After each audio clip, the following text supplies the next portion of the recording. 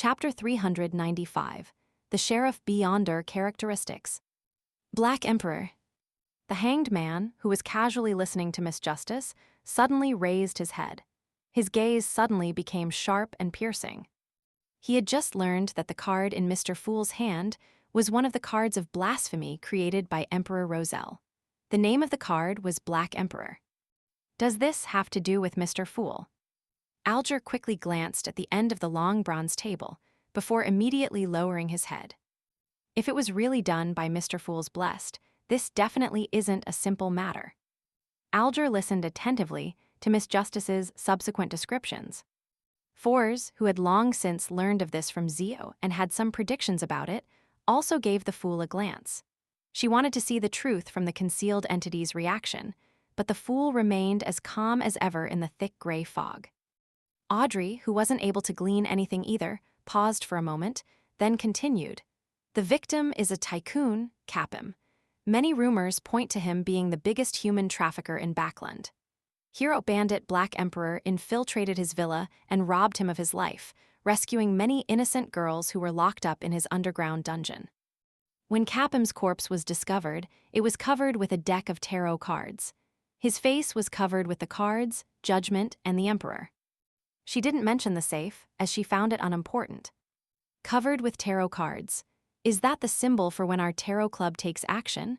Wait a minute, a human trafficker. Alger sharply noticed a phrase.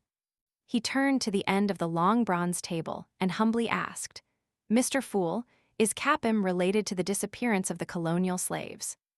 The latter was a mission had been assigned to him by the Church of Storms, and he had formerly targeted a suspect named Balin and had asked Backland residents, Justice, the Magician, and the World, to keep an eye out for him.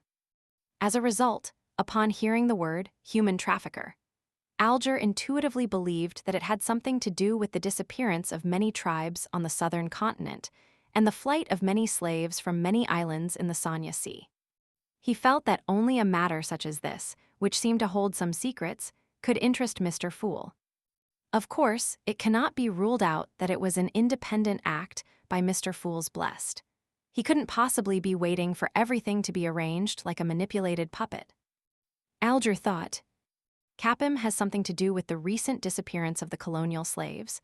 On second thought, that's not a possibility that can be eliminated. There were 4 Beyonders in his villa, and that in itself isn't normal in the first place.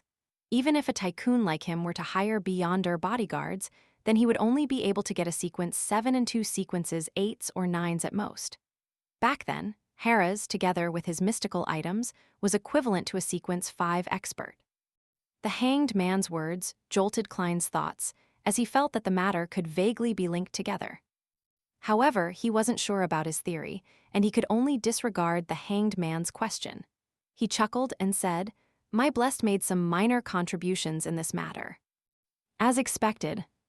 Audrey's eyes shone brightly as she cheered in her heart.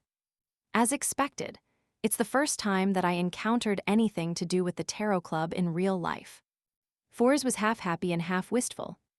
Alger believed that Mr. Fool's words were an indirect confirmation of his conjecture. Capim was definitely not a simple human trafficker. Otherwise, he wouldn't have caused a hidden existence's Blessed to take action. Therefore, there was a strong correlation between the human trafficking and the disappearance of the slaves. Both were matters that weren't simple. Without waiting for Miss Justice to speak, Klein lightly tapped his finger on the edge of the ancient long table and leisurely added, he obtained 2 Beyonder characteristics from this matter and wishes to sell them as quickly as possible. The 2 characteristics correspond to sequence 8 Sheriff, and the other is sequence 7 Interrogator. Sheriff, Interrogator, aren't those from the Arbiter pathway, which is controlled by the Augustus family? Only members of the royal family, ancient nobles, and the military could possibly acquire them. Capim had one of them backing him, not excluding the possibility of the Fainapotter Kingdom's Castia family. Alger frowned, feeling that the disappearance of the slaves wasn't as simple as it seemed. Audrey's thoughts were similar to his. She had never thought that the Beyonders at Capim's villa would be from the Arbiter pathway. It's impossible that the faction in control of the corresponding formulas would collude with a human trafficker like Capim. Audrey pursed her lips slightly, puzzled and confused. Sheriff. Fours, who knew that her good friend, Zio, was saving up for the potion ingredients for this sequence, sat up hurriedly and asked in puzzlement, Mr. Fool, what are Beyonder characteristics? That's not what I expected. Shouldn't you directly ask me how much it is? That's right. I don't think I've ever told Miss Magician about the law of Beyonder characteristics indestructibility and conservation. Klein was taken aback for a moment, and then he began to consider his tone. And at that moment, Audrey spoke out on his behalf. Mr. Fool, may I answer the question? The corresponding payment shall be paid directly to you. She and Fours are friends, and she had volunteered out of the fear that Mr. Fool wouldn't share that knowledge again. No problem, Klein smiled in response. Miss Justice is always able to worry about the things that trouble me. He sighed with emotion inwardly. Phew. Audrey breathed a silent sigh of relief and turned to face Fours. She deliberately didn't use the pronunciation and unique vocabulary of a noble to say, Do you want to know the answer? What are you willing to pay? Fours nodded without hesitation. Of course. She looked at the figure shrouded in gray fog and respectfully asked, Mr. Fool, can I use another chapter of the sites in the spirit world as payment? She specifically emphasized, another, because she knew that the chapter she would give to Mr. World would be first sacrificed to Mr. Fool, and the knowledge that could be viewed at any time didn't seem to have any value for a transaction. It wasn't to say that she suspected that a mighty figure like Mr. Fool would peak. She just felt that it was more sincere to change the chapter. Sometimes, a mighty figure only cares about your attitude. Fours had read such things in many novels. Leaning back in his chair, Klein replied in an unconcerned tone, Sure. Thank you, Mr. Fool, Fours said, unable to suppress her smile. She instinctively believed that she had come into contact with certain secret high-level knowledge.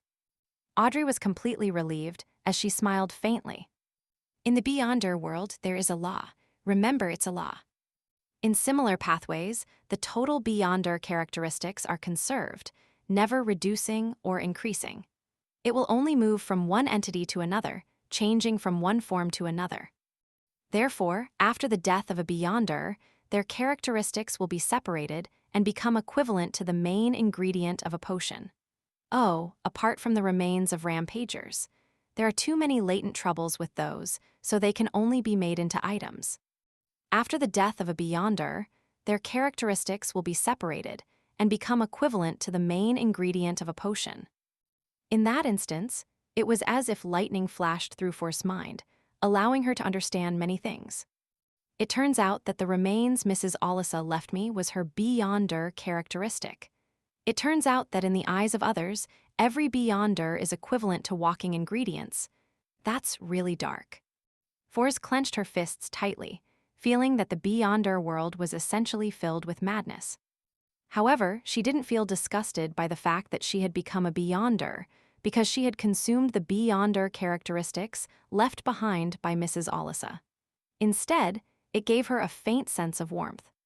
After losing her mother, before she met Zio, Mrs. Alisa was the person who treated her the best. For Fours, it was a sad but warm experience for her to inherit Mrs. Alisa's remains and be with her forever. So that's the case. The law of Beyonder characteristics indestructibility and conservation. That means the characteristic left behind by a Sheriff Beyonder is equivalent to all the main ingredients. Fours asked an additional question to verify her thoughts. Yes, Audrey also thought of Zio. Fours immediately stood up and bowed to the mysterious existence that was looking down at everything. Mr. Fool, can you get your bless to reserve the sheriff's corresponding Beyonder characteristic? I wish to buy it, but I temporarily lack the funds. Please give me another week, is that fine? Sure, Klein took on an attitude as though he didn't care. Fours heaved a sigh of relief and quickly asked, How much does your blessed wish to receive in gold pounds? The price of a corresponding sequence 8 Beyonder ingredient is around 300 pounds. Klein smiled. 600 pounds. After naming the price, he immediately switched topics, showing that he didn't care about a sequence 8 Beyonder characteristic. He looked around and conjured a few goatskin parchments. This is the meaning of a portion of Roselle's secret symbols. It's considered free knowledge, making it easier for you to collect the diary entries in the future. The information included numbers and dates. The reason why Klein had taught the members of the Tarot Club this information was that he was afraid that they would later end up buying counterfeits. With the knowledge of dates, they'll be able to eliminate most counterfeits.